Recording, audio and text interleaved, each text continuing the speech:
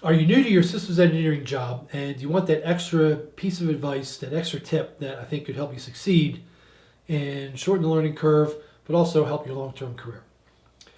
Well, there are 3 C's that I've found have been very helpful, and I didn't have them all mastered at once, but it's confidence, courage, and a sense of contribution. So those 3 C's.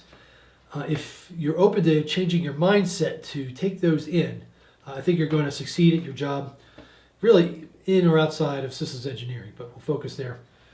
But I think these will help you if you're feeling nervous, you're feeling a little anxious, even if you're new to the field, you just got transferred in. If you can keep these in the back of your head, I think your learning curve is going to shorten, and you'll enjoy your job more. You'll be able to maneuver through the project and interact with your colleagues. You'll get the respect that you've earned because you've either come out of school or you've had many years in a different type of profession, maybe on the project controller side. You have a lot to give to the systems engineering profession, or else you wouldn't be listening to this. Now, let's start with confidence. Now, this was tough for me at first. It can be tough, but just having that little bit of belief, not an arrogance, but just a belief that, maybe we don't know it all, but we have something to contribute.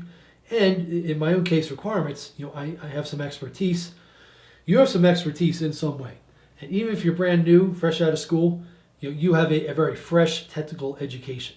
I've been out of school almost 20 years now. I've taken classes, but my basic undergraduate education is over 20 years old. So if you're new, you're really bringing that fresh, revised technical content to the team. So don't sell yourself short of that. But and honestly, sometimes I've had to fake it till I made it. But if you can just have that confidence, including your posture, including your state, bring that energy, that will communicate non-verbally that you might be new, but you're here to be taken seriously. And that will help us contribute, that'll help us add to the project. That's just going to boost your confidence, and it's going to be this upward spiral for you professionally for your career. Now, the other 2 C's, it's contribution and courage. The contribution part of it is a mindset piece. It's thinking a little differently. And what that is just moving toward a perspective of I'm here to contribute, I'm here for the greater good, the greater whole. I'm not just here for myself. And I struggled with this for a while. I got out of school, I wanted to move up the ladder and have bigger and bigger projects and be the lead electrical engineer or whatever. But my focus was on myself, moving my own career forward. I think I would have had a little more success, and ironically, I would have maybe moved further up quicker if I had come with the approach of, hey, I'm here to help the project as a whole. I'm here to be flexible with my tasking to some extent. I'm here to basically do more than just, collect a paycheck and, afford a bigger truck or something that I don't even need. So just some sense of contribution. Management, leadership, even staff leadership, they pick that up. And on some level, this deals with, why are we here on the planet? But moving to courage, sometimes it's going to be tough. I've had cases where I had to share information, which was the right thing to share with a team, a colleague. This was all within, the confines of, our project and, my employer. I had to share something that, we had to not use their design and we had to move forward without it. Okay, well, they didn't want to hear that. I'm generalizing here, but, ethically it was the right thing to do. And I needed to bring in some courage there. And honestly, even though it really didn't go over very well, I feel a little better about myself about, hey, I did the right thing, and I try to be transparent and collaborative, in just how I do my systems engineering. Long term, that'll benefit. I was able to sleep well at night as well. So the other 2 parts, neither of which are easy, but both are essential, and if you can master them, you're going to gain a lot of trust. And in some places, trust is the currency of the realm. But one is sharing bad news quickly. Now, this is not just complaining about things, and this is not, listing what other people are doing wrong. This is more if a test has failed or it looks like a design needs to be changed, even if it's been baselined. It's bringing up those types of issues respectfully to the right authorities, going through the right channels, and then giving them a chance, as their rank would dictate, to either pursue something or just to leave it well enough alone.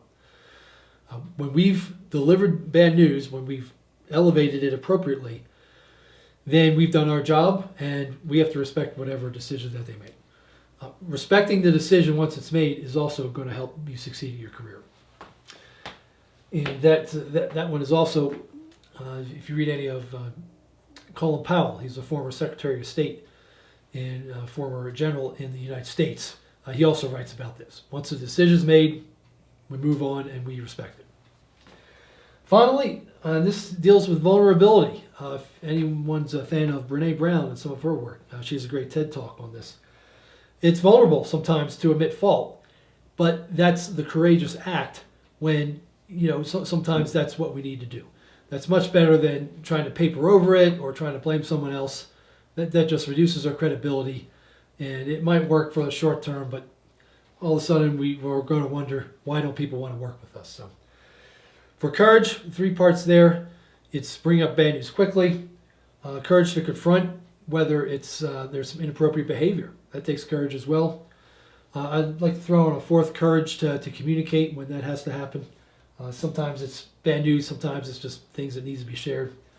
And then courage to occasionally be vulnerable. If we're wrong, we'll probably admit it. So with those 3 C's, if you could walk through your career, even your life, with these in mind. I mean, not all at once, but I really aspire to blend these into my day-to-day. It takes practice. I've not always been good at it. But when I have, and when you have, if you can step into this courage in particular, I think you're going to find you gain your colleagues' respect, you're a better engineer, and overall your contribution to the larger project is more profound because the right people have the right information they need. If it's a problem, management can come in and fix it, and while there's still time. And especially higher up in management you go, they just want the project to work. They realize people make mistakes. Your leadership should understand we're human.